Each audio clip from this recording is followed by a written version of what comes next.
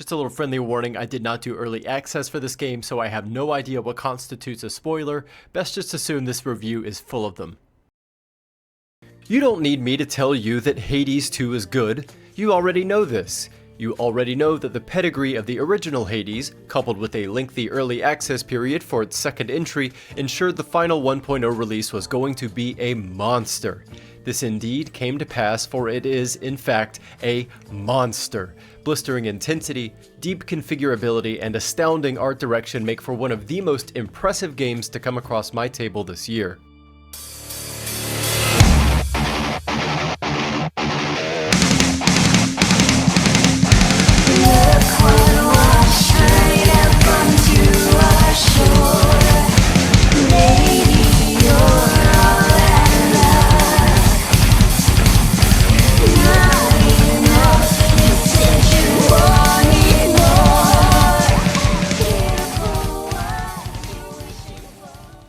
For the unfamiliar, in the Hades series, forward progress is locked away behind repeatedly running variations on the same little journey over and over. That approach largely continues here. To aid you, you're offered a bounty of interlocking systems to assist in developing your character, with a little bit of randomness sprinkled in for good measure.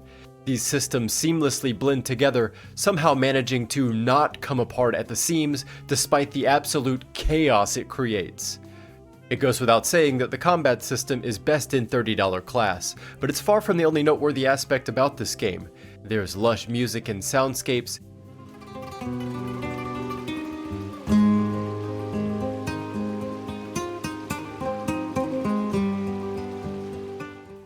and this thick, heavy sound coats an equally dense palette of understated but firm colors. To identify any one attribute as a strength of Hades 2 is to sell it short, because the real magic is in how all this comes together. It's in the execution of these different domains in a manner as cohesive as is demonstrated here, which is itself the game's strongest attribute. In an industry dominated by soulless money grinders and washed up old heads, of AAA studios laden with economic capital but light on the creative, whose half-hearted efforts sculpt a bountiful harvest of Starfields and Avoweds and Veilguards, it's rare to find something as authoritative as the Hades series. Oh, didn't mean to interrupt. I'd not expected this to be a time for song. Nor should you be. Hey, since you're here, why not lend me your voice for old time's sake?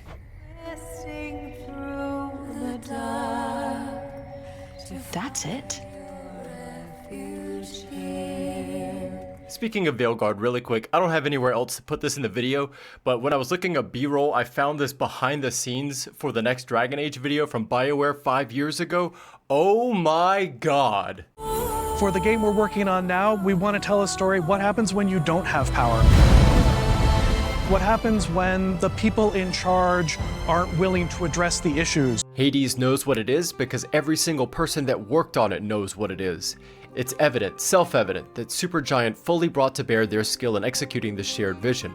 Whatever compromises they might have made to get this project out the door, they cleaned them up real nice because I don't see them. It's one thing to review a game and tell you if I think it's worth buying or not, but I'm not really interested in doing that here. I'd rather reflect on what I liked about the experience after spending quite a bit of time with it. I stretched out the build systems to the extent my insightfulness permitted. I explored any dialogue I could find. I gifted gifts to any character that would take them, like a piece of Captain John Durst's good old-fashioned bread to the bottom of the beef stew pot. I soaked up all the game juices from every corner. But to talk about why they were so good, we need to talk about good real quick. So let's start with Dopamine.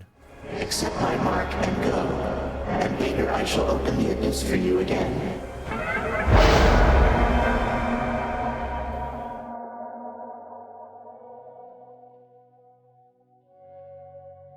I listen to podcasts, as one does. I follow the no-clip guys in particular. I think they do very important work, and that work coupled with their natural taste in games give them all perspectives on the industry that I learn a lot from. Say, I don't speak Spanish. Dos hundros. I don't fucking know. Recently, during one of their shows, Jesse Garasha mentions how the industry is evolving. It seems to spend increasing amounts of time on what I'd call, quote, dopamine games. You know the ones. Gacha games, slot machine effects, games that largely exist as veneers for simple gorilla brain reward mechanics to keep the player engaged. Not exquisite art, not carefully crafted sound, not powerful storytelling chops, not the story of its developers or their own personal journeys in making the product, or to speak to some deeper meaning of the art of human creation or interaction. No, just well-timed releases of dopamine. There's only so much coverage we can do for games, and we tend to have these conversations more and more about these kinds of games, dopamine rush games that are like fun and enjoyable, and obviously people like them enough because they're getting the reviews and people are talking about them, but there's only so much landscape. It's like we don't have enough time to talk about enough stuff, even just between the four of us on this podcast every week in No Clip 2.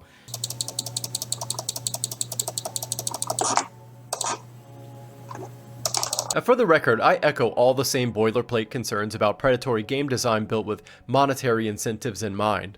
But at least in the context of video games in particular, the reason I use air quotes when I say dopamine games is because I don't really find value in staking a moral position around this issue. From my perspective at least, game design fundamentally relies on manipulation of the gorilla brain reward system. It's only a question of degree, and trying to find an okay line there is a different process for everyone. And the key insight in this, I think, is that the release of dopamine is desirable for its own sake. That's the crux of the problem, and it often manifests in the result itself. How do you know you could quit? Because I can just say I'm not coming in anymore, and that's the end of it. Have you thought of doing that? No, I enjoy it so much. Crafty handling of our desire for positive reinforcement gives game developers options about where to apply their resources. They might focus less on the art, they might not tune the user interface experience just right, they might forego layers of polish, because the game can still maintain a level of desirability despite this. When largely a function of dopamine release, a game can suffer. Not always, but often. When you live in a world where games are primarily exercises in dopaminergic manipulation and nothing more, something fades away. Indirect storytelling, long-term senses of player accomplishment, careful attention to character development, all these things take a backseat because they're not required to facilitate the joy of dopamine. Delicious. I bring all this up because, let me tell you, there are times when I play Hades and I'm blasting through this game. I'm not looking at the art.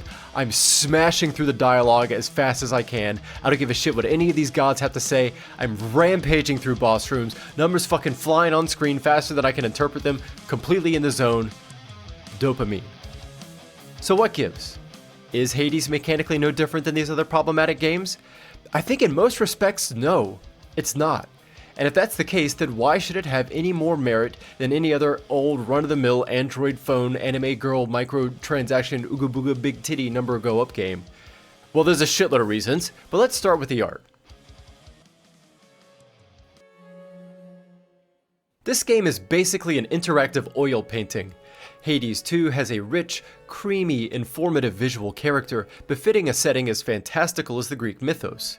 On first start, and what I consider to be an excellent flavor choice, they dump you straight into Eris, the first region of the game. Colors are muted and foggy, low contrast, swampy. Think Secret of Nim if Miss Frisbee was a witch. Most likely you won't make it very far, and you will be returned upon death to your lunar coven, which serves as your base of operations. Now, I stand here before you and admit free of shame that I am in fact quite fond of lunar witchy shit. The first anime I ever saw was the original US run of Sailor Moon when I was in elementary school, and seeing Sailor Moon at an age like that will cement some cultural appreciations for a lifetime. This tastes great! I want you to have the other half! Oh, how generous and so unlike you! Just as well because the main hub of the game is a scattershot of sparkly Wicca. The pagan accoutrement brings order to an otherwise overgrown glade. If you make it out of here after some effort, you'll soon find yourself in Oceanus, a vast, echoing chamber of wet travertine and brass, dimly lit by the god's presence. Heavy golds, corals, and dark blue waters communicate the environment here in no uncertain terms. The further trek to Hades will take you through the fields of mourning, a place stained of iron and blood, littered with wounded statues whose eyes will track you as you move. Pleasantly disturbing. I could do this for every section of the game. There isn't a single location without this kind of visual depth. The strength of the art direction for the game as a whole is apparent in these biomes, as it would be anywhere else you look. Intense colors are wielded to an almost vicious degree. but not without care. Contrast levels and lighting is given special attention to ensure areas retain an ambiance level appropriate for their context. You can even let your controller rest for a bit, just set it down, and in so doing, the HUD will slowly fade out, demonstrating the game's engine in its natural splendor. It's a good way to see just how active this visual design really is. If you look closely, there seems to be tens of layers of art here at least, razor-sharp lines of environmental detail, each with their own physics and movement parameters. The result is something vibrant, like it's breathing on its own. These highly textured environments are great backdrops for all the death and destruction you cause. The character art is similarly impressive. While it makes use of boisterous colorations like the world design, the intensity is cranked up against the background, which is faded out a bit, giving our gods and goddesses an ethereal presentation, a subtle touch that implies just how impressive these deities must be. Honestly, the art sets the bar so high for itself in this game that it ended up giving rise to the single complaint that I have so far, which is a few low-quality HUD art assets. In a game that's this pretty, that's like sandals at a funeral type shit. Let's move on to the vision of the ears, the sound.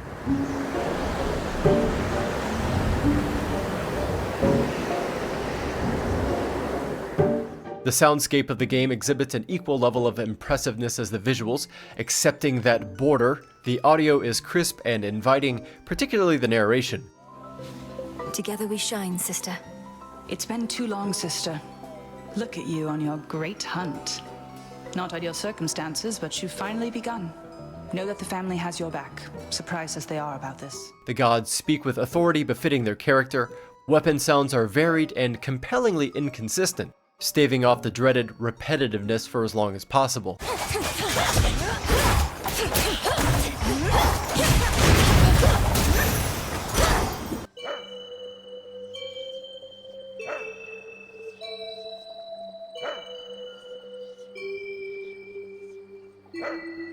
Light weapons feel brisk and clean. Heavy weapons like axes are so dense when they hit that you can hear them in your gut.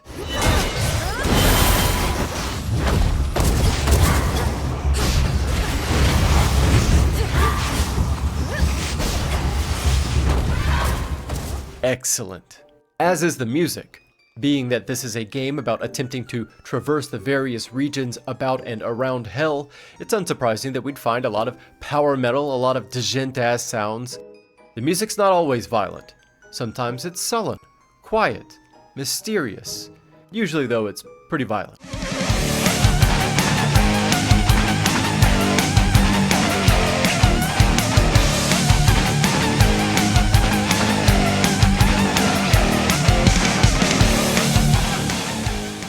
This audio carries you lockstep through the waxing and waning of the trip as scenes progress. Dynamic soundtracks with multiple cross-faded arrangements are nothing new these days, and they're used to great effect in Hades too, accentuating the intensity of your action and subsequent release after a fight is over.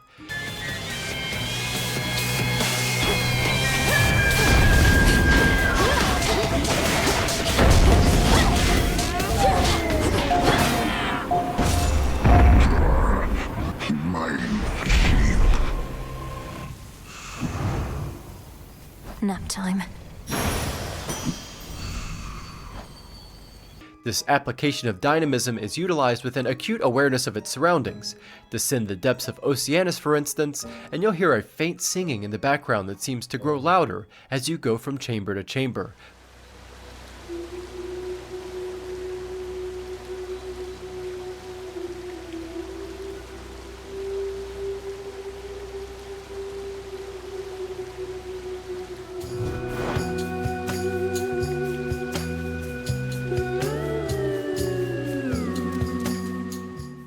Upon reaching the source of the music, we find Scylla, a siren, naturally, and she leads a power ballad metal band. Oh, no way. No way.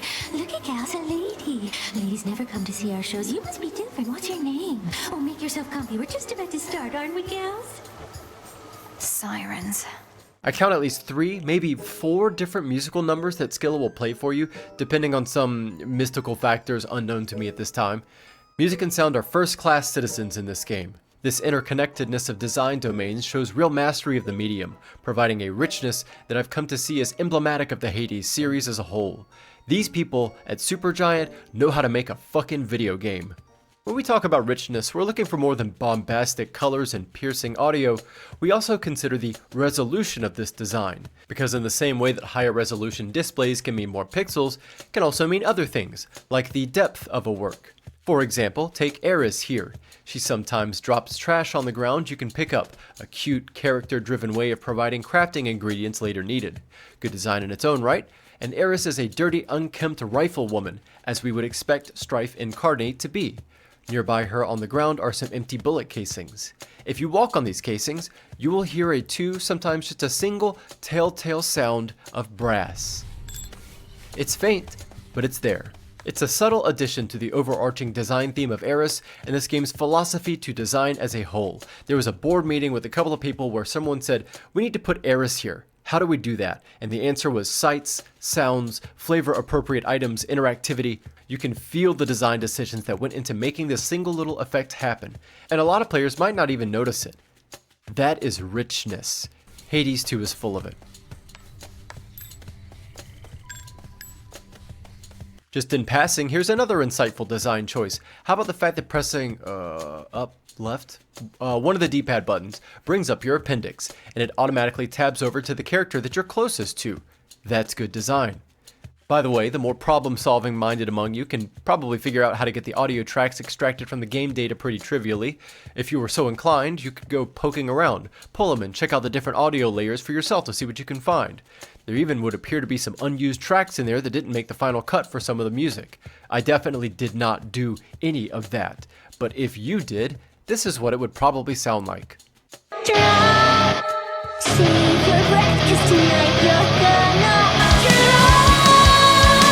We can look at art, we can listen to music. What's the game like to play? How does it feel? Unbelievable.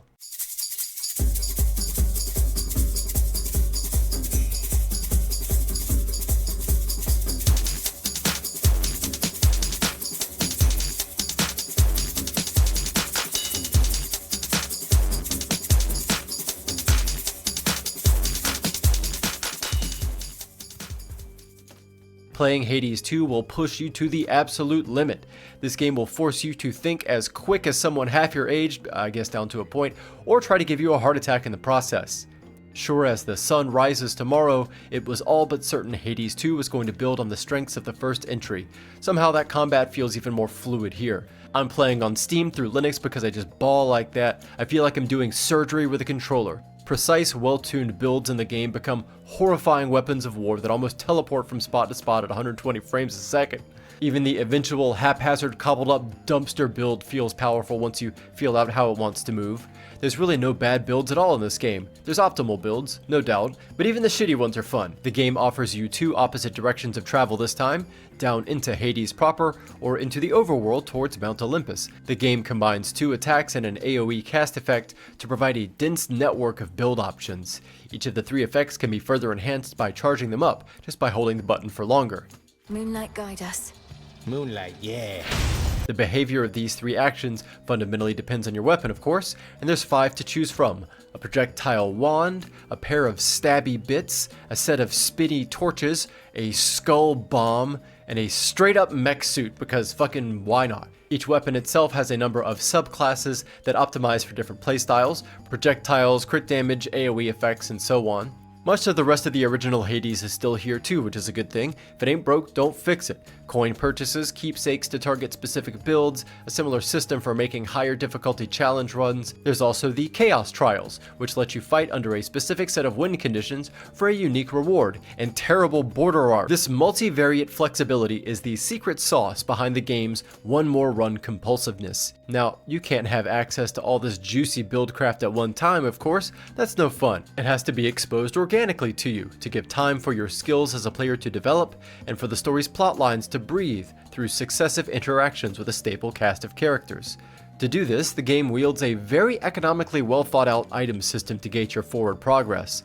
Basically, every path you might want to take through this game, you might want to explore through, you might want to build into or interact with, is going to require some given set of items. Most likely at that point you'll know where they are, so your task is always, at least in some form, getting your next set of items. What items specifically you want will depend on each player, of course, because for all the brash, soulsy, and difficulty this game can throw at you, this game doesn't demand much of you in the way of progress.